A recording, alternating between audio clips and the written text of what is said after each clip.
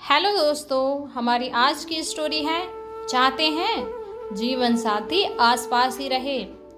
तो अगर आप हमारे चैनल पे नए हैं तो प्लीज़ हमारे चैनल को लाइक शेयर सब्सक्राइब ज़रूर करें। तो चलिए बढ़ते हैं आज की कहानी की ओर। कैसे हैं जीजा जी की तबीयत? अभी बहुत ज़्यादा सुधार नहीं हुआ। आज फिर शाम को डॉक्टर के पास जाऊंगी। वैसे इस महीने तुम्हारा रिटायरमेंट है ना?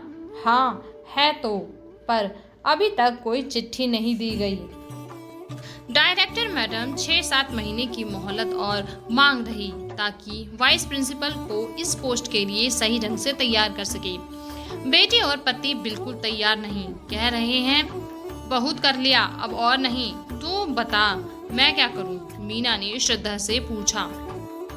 परिस्थितियों का सामना तू कर रही, इसलिए सही निर्णय भी तू ही ले सकती है।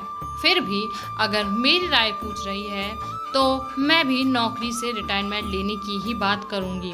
जीजा जी की तबीयत आजकल ठीक नहीं रह रही, उनका साथ देगी, उनके साथ समय बिताएगी तो उन्हें भी अच्छा लगेगा। रिटायरमेंट के बाद से पिछले 7 साल से बहुत सा समय अकेले ही गुजारते रहे हैं। तुम स्कूल में बिजी रहती हो, यह तो अच्छी बात है कि जीजा जी सुबह और शाम कोचिंग क्लास अटेंड करने जाते हैं तो उनका भी थोड़ा मन बहल जाता है।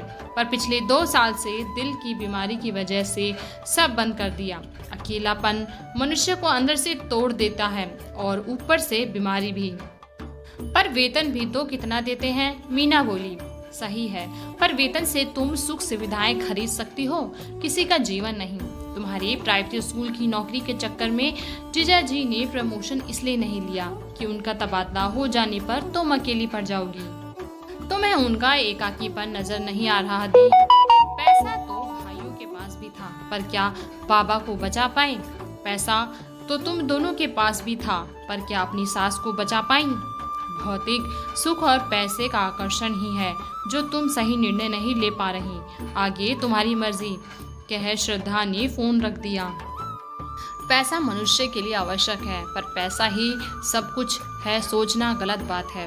पर मीना पर निर्भर करती है कि वह जीजा जी का साथ चाहती है या पैसा। कभी कभी महत्वाकांक्षा हावी हो जाती है और कभी कभी इसके लिए पछताना भी पड़ता है। पति पत्नी एक उम्र तक जिम्मेदारियों और कर्तव्यों के बोझ तले दबे रहते हैं, एक दूसरे के साथ कम समय ही बिता पाते हैं। पर एक उम्र के बाद दोनों को एक दूसरे की आवश्यकता महसूस होती है। चाहते हैं जीवन साथी आसपास ही रहे, पता नहीं कब कौन किसे छोड़ चला जाएगा।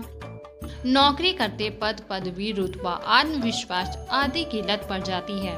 ऐसे में अचानक से यह सब छूट जाने पर व्यक्ति अवसाद, उदासी या अपने अंदर किसी कमी को महसूस करता है। ऐसे में परिवार को उनका साथ देना चाहिए ताकि मानसिक संबल उन्हें मिल सके।